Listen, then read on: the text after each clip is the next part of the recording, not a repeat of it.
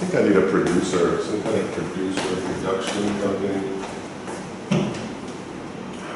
What if I have to do all these again?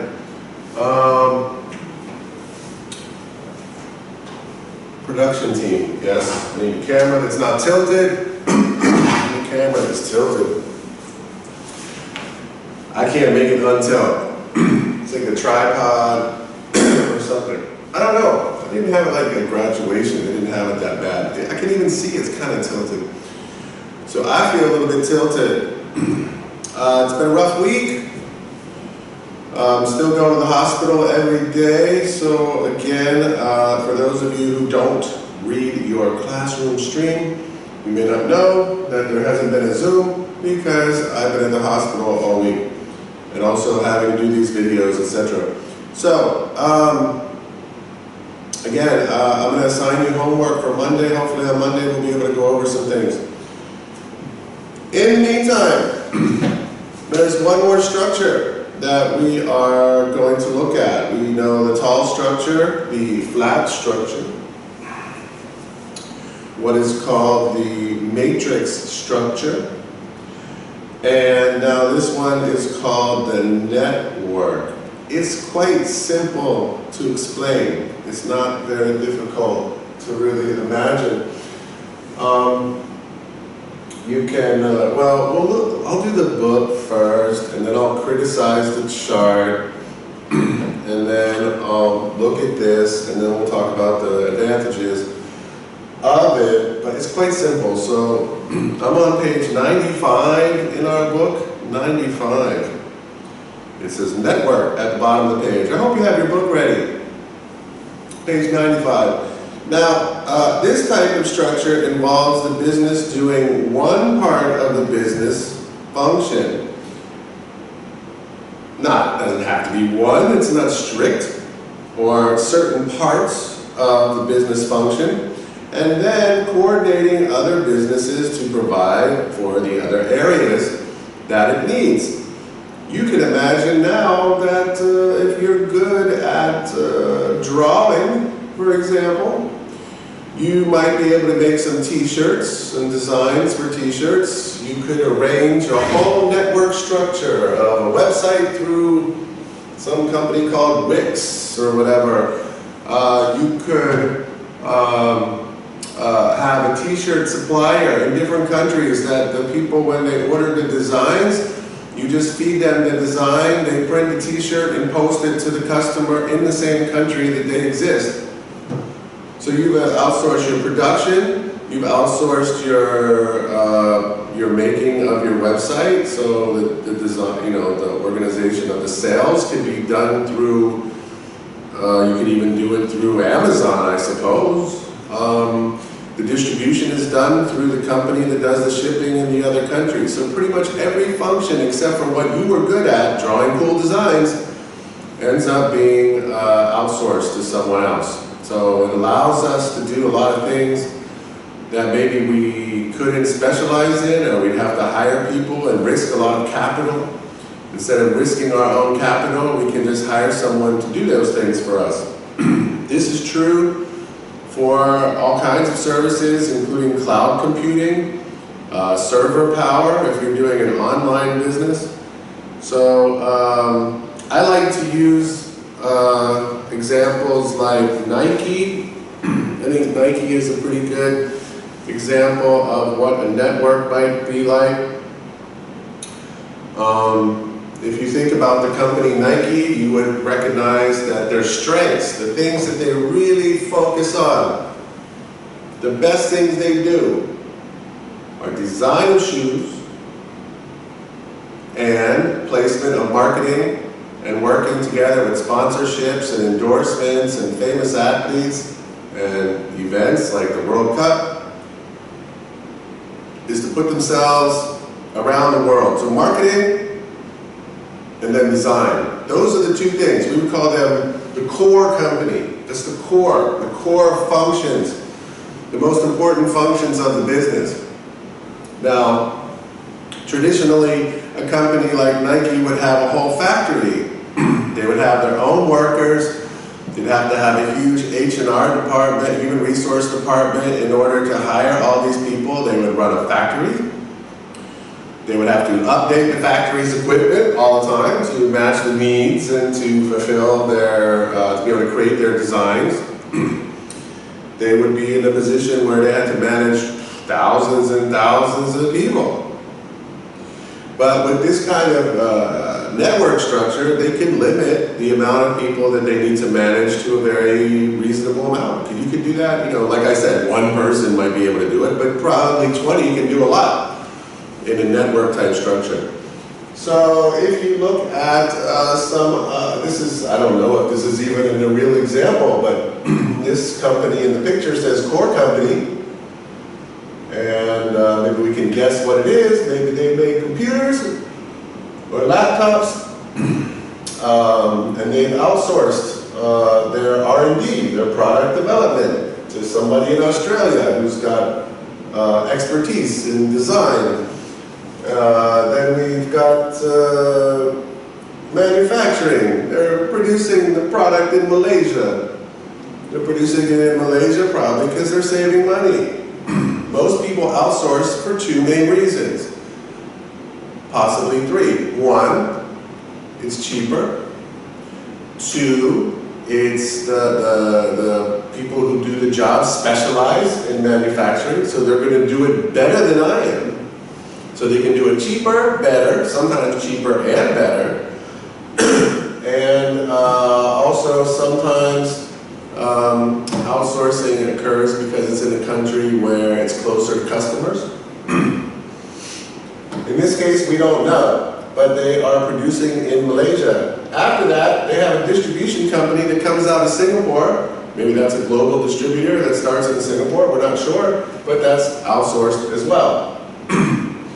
All the accounting for all that is being done in Australia by another company. And if the customers have complaints or they need some customer service, they can do a call center. There's a call center company in New Zealand that will answer calls and customer inquiries and complaints and whatnot in New Zealand. So this Core Company, I don't know what they do. If they do their research and product development, maybe they just sit there in the middle and make decisions. I mean, that's a possibility, you know, in this kind of network situation, is you just have some decision makers in the middle and they just are good at coordinating resources from other companies. So that's what they do. That is a network structure. But typically, like Nike, the company will have some core specialization that they're really good at. They usually won't just be in the middle of a network where they don't do anything except make decisions. Usually it's something that they want to do. Oh, another reason why you might outsource is that, let's say you have your own factory and other factories and other companies around you are modernized, more efficient at producing, and you're falling farther and farther behind every year. So your choice is to update and reinvest money into your factory to try to improve it, or perhaps stop chasing and find somebody who can produce in a more efficient way, and that way you can keep moving from efficient factory to more efficient factory all the time, and you don't have to put the investment in order to build that factory yourself. That's a reason to outsource. Manufacturing, anyway. A business might manufacture a product only and contract other businesses to provide its financial record-keeping, marketing, distribution, and human resourcing. So keep in mind that these are all done through contracts. All outsourcing is a contractual agreement for the result of what the contract is supposed to be for, the fulfillment of the contract. My business does not manage their employees. It's a common mistake. If I outsource to another company, one of my issues, I don't have a disadvantage of having to manage other people's employees. The company in Malaysia is hiring the employees for that factory. They're managing them and everything that happens there. I don't manage anything. I just wait for my delivery of my order. Of course, you recognize that you're somewhat responsible for the ethical behavior of the manufacturing company in Malaysia. So if workers in Malaysia are in a bad condition or a sweatshop, that might come back to you in a PR way, that is. So this type of business is very flexible. You can imagine that you finish your contract with somebody and you realize that you don't need that service anymore, or you want to change services, change products, change manufacturers. It's very quick and easy for you to be flexible and to change according to the environment, and also to expand. This can work globally as well through the use of Zoom and other weird new technologies. Okay, next page. Now, you can't see this. I'll walk up to the camera. If you look at the diagram on page 96, I have blacked out the lines between these bubbles. I don't believe that that's a true network structure. A network structure does not have the market research company talking to the taxation and legal advice group. It does not have the accounting keeper talking to the distribution provider. So this idea that all of the other people in the network, other organizations, companies, are talking to each other is not really necessarily true. It's controlled by the center. The network is controlled by the business. It's not working together at all. We control the center and all the different movements of the satellites. So I would black those out. Those lines are not helpful. Philippa works in an IT electronics company and has recently been appointed a project manager in preparation for her role. She prepares a summary of the team members she requires to take part in a project. This is exactly what a matrix is. Why is the matrix example next to the network? I hope you realize that too. So before we go on, I just want to make a point about the network structure real quick.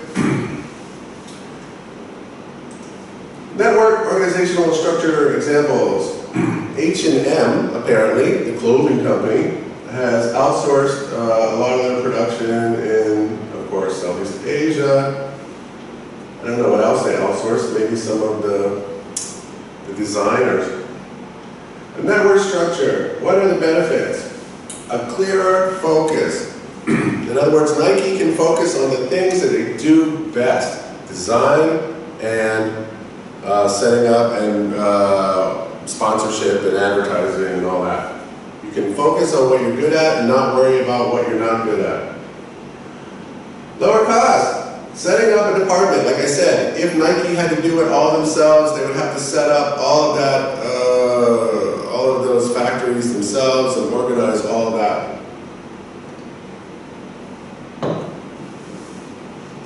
It's much more expensive than outsourcing.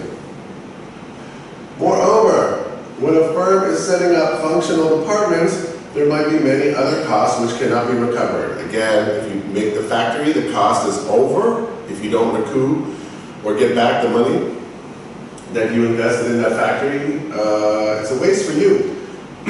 Flexibility, okay? So we got one, good focus on what you're good at. If you're the artist in the t-shirt example, you can just focus on your drawing. That's it. Lower cost, I don't have to invest in all these different things. Flexible, I can change directions fairly quickly. I'll put this on the Google Classroom. Responsive to change. Now, drawbacks. Are there drawbacks? A couple, a few, obviously. When you're tied to a contract, you're also responsible for your end of the contract. So if you order 1 million shoes and you cannot really see that kind of demand for 1 million shoes, you still have to pay for that order despite the inability to sell it. So you're still under your legal obligations of your contract. Okay, Control and reliability. So yes, it's true. You don't have complete control over your outsourced partners.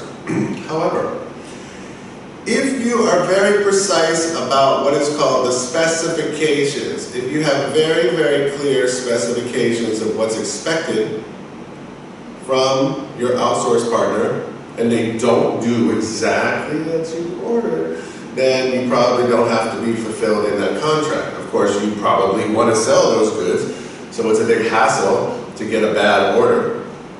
A lot of the t-shirts that we see here in Vietnam that don't make any sense, or things that are misspelled, like my favorite fashion designer, Alvin Line, are mistakes that happen from some outsourcing to China, and they couldn't spell the name Los Angeles Lacquers correctly.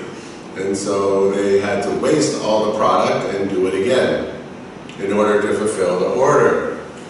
So there is some issue of control and reliability. If you're working with the, how can you necessarily, most of the manufacturing contracts that people work with are based on, in the future, working together further. So in this case, if one side, or the company that's supposed to manufacture for you, is late, you might end up in a situation where you have to decide, well, am I going to not pay them because they're late? Then in the future I can't work with them. Should I take them to court in another country, which could be expensive and take a long time? How do I deal with that? How do I deal with unfulfilled or late orders? That's going to be an issue. Of course, communication can be a little bit crazy, right? Sometimes communication can get weird if you've got too many partners. Lack of secrecy, in particular. I mean, there's all kinds of planning that you have, and your competitors, if they can figure out where you're producing whatever you're producing, they might be able to get some inside information about your plans. In addition, it might be hard to maintain and control your intellectual property unless you have some very strong contracts for that and strong protection. Maybe you have to have some people on site, or you have to have them, you have to manufacture it in such a way that you keep significant components separate from other significant components, and you move from country to country. Some companies, they'll move the manufacturing, the first part in one country, the second part in another country, third part, fourth part in a different country, because they don't want someone to see the whole process of how they make it. So you could have secrecy problems. Some of your control is lost, of course, if you, like I said before, if you have a PR problem with one of your outsourced partners, that can come back to your company and hurt your image, your public image. Sacrificing of profit. On the one side, yes, you won't have to invest money that you might have invested into a factory. On the other side, it may be, you may be paying more than you should, and it may be somewhat more expensive to outsource in some cases, but in many cases not, but it's possible. Is network structure worth it? I think they want to say worth it. Look how big the font is. It's like they want to really brag about how their mistake is so bad. Worth it. It really depends on your situation, right? Whether it's worth it. Okay, so that's a network structure. Like I said, it's not very difficult to follow. I'm going to go and do a little bit at the bottom of page 96 and just make a point about teams and the relationship to our syllabus, where it says one of the structures is team. So in this case, I'm going to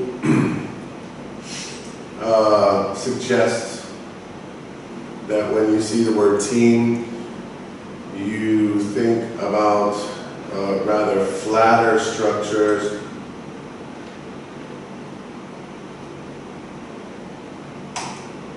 open? Open. Or is Microsoft going to want me to update a million times?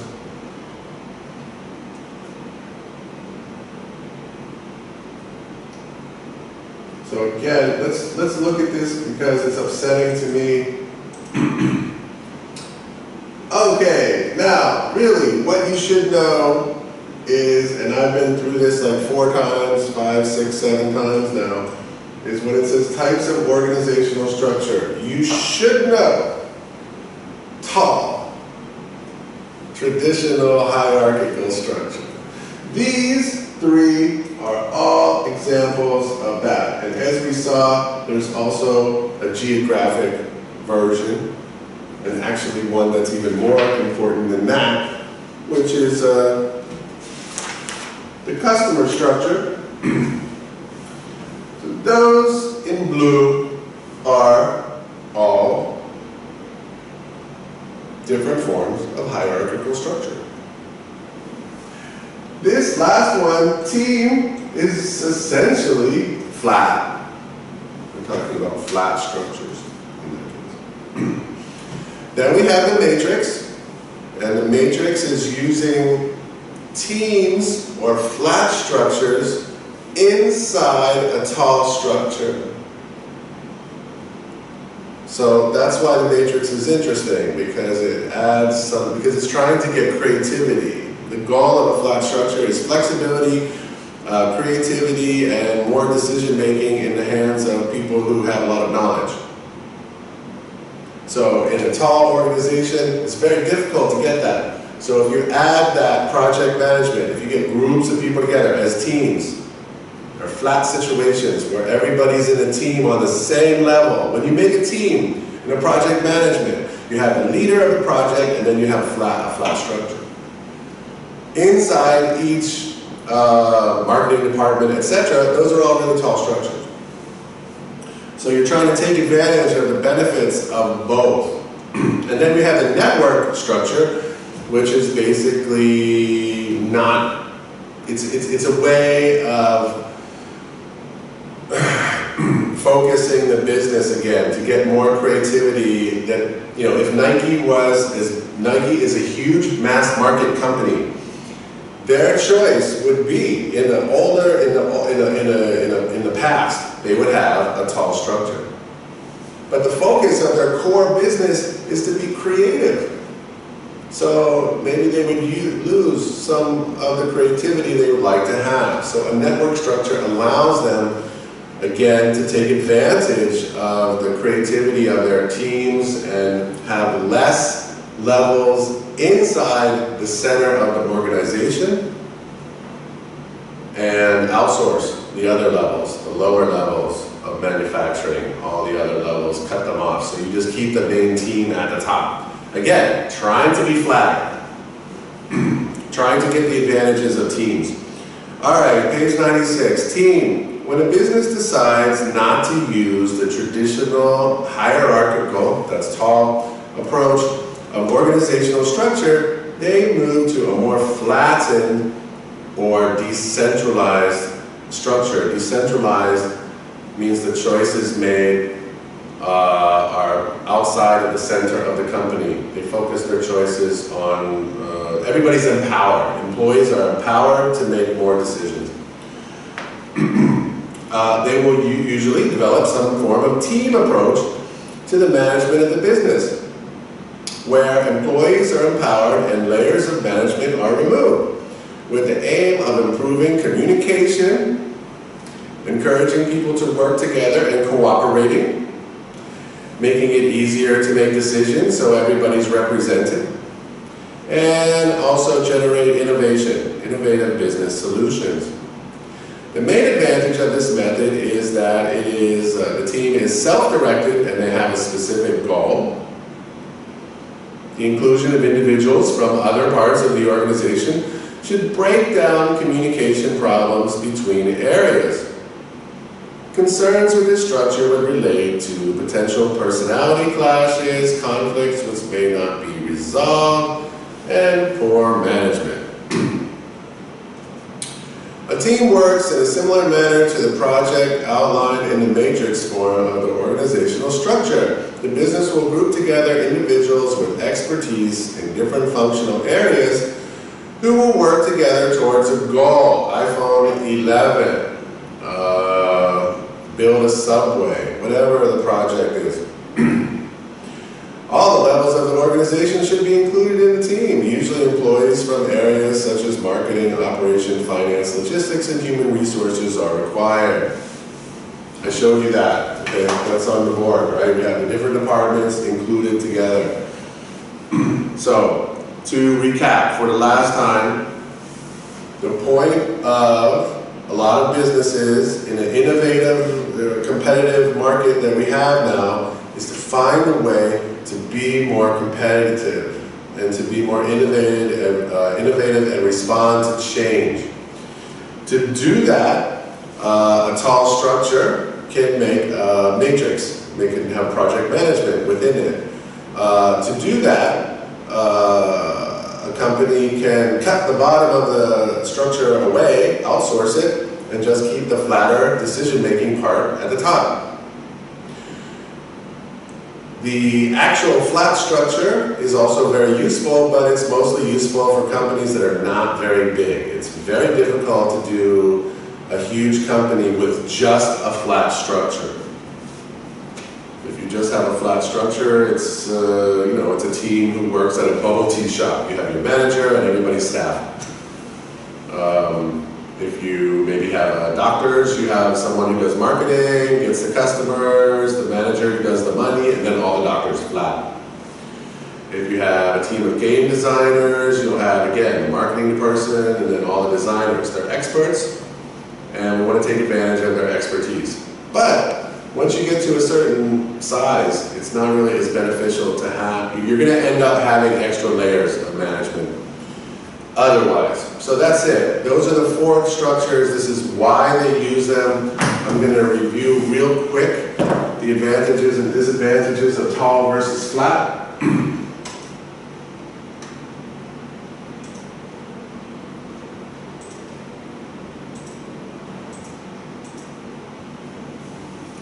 And we're going to be moving on.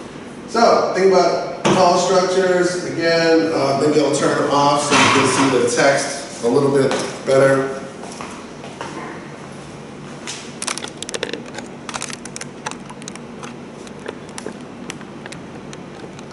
For your notes.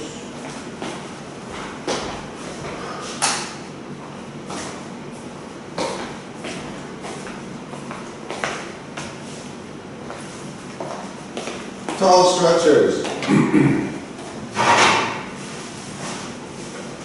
Close control of supervision.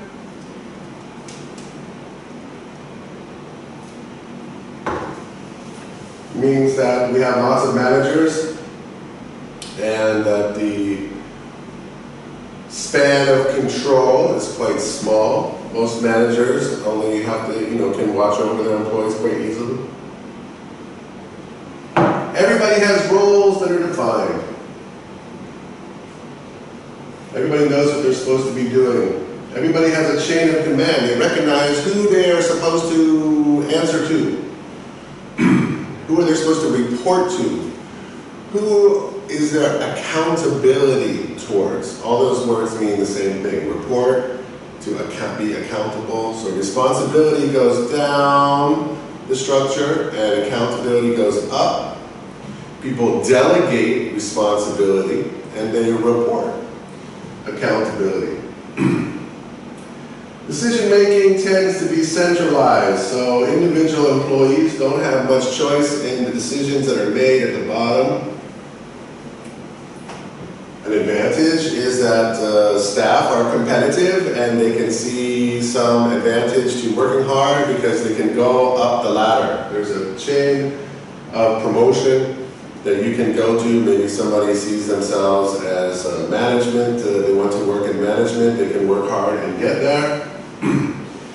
Another advantage might be more mentoring. Mentoring means that there's more experienced people around who can help you to learn how to do things more quickly or to understand to gain experience. A mentor is someone who's an experienced employee who shows you how to do things better or teaches you new things. Disadvantages of a flat structure. Too many managers, so a lot of costs involved. Money. Slow decision making. It takes time to go up and down the hierarchy. So if something's happening on the lower level, the upper level is not getting the information very fast, which is also number 3, slow communication. So maybe the top management cannot react to a crisis very quickly and be able to change what they need to change at the bottom level. Employees might be less motivated because they're not empowered. They don't have any power to make decisions. We wouldn't expect people to be listened to, so perhaps their innovation suffers. They don't think about ways to improve the business. Whatever the case, we don't know for sure, but it depends on their bonuses. It could be less motivation. And of course, the lower levels have less freedom, which is related to their motivation. These are connected. A flat structure will have some advantages. It'll be adaptable. Everybody can see the problems coming towards them quite quickly. The communication should be quite direct. There shouldn't be more than 2 or 3 levels. Or 2, yeah, there shouldn't be more than, really the chain of command shouldn't be higher than 2, really. Direct, effective communication, faster decision making. The staff has more decision making power. Information is shared. It doesn't all come from the top. Information is flowing back and forth. And many decisions are made in a group. It's a democratic kind of idea. Some disadvantages of a flat structure is that it's sometimes unclear who's responsible for what. If everybody feels like they're at the same level, then why should I take out the garbage? Why don't you take out the garbage? Maybe people don't, they feel like competitive within the group, or they feel like maybe it's not fair that they're being treated differently even though they're on the same level. It's not clear who responds to who. Not much opportunity for promotion because there's only a few levels. So only a few managers, how can you get promoted? Managers tend to have more responsibility in this kind of structure. Sometimes it's difficult to coordinate the staff if there's some kind of dispute or conflict because it's unclear who's the one who's really supposed to be in charge. It says less close relationship between superior and staff. I think I would disagree. I think in some ways that the staff might feel closer to their supervisor because they're getting the two-way communication about how to improve their work. Produces more generalists than specialists. Is that true? I disagree with that as well. I think many flat structures are actually looking for specialists like doctors, like designers, who can make decisions because they have knowledge and they have experience in their field. So I think when they say generalist, they mean they need more technical experts, which you can outsource. You can hire them anyway. If you have a problem that's technical, you can just hire somebody. You don't maybe need them full time. Okay, that's it for today. I will include this slide and an article about networks, and that's it. Now we're moving on to human resources management. Have a nice day.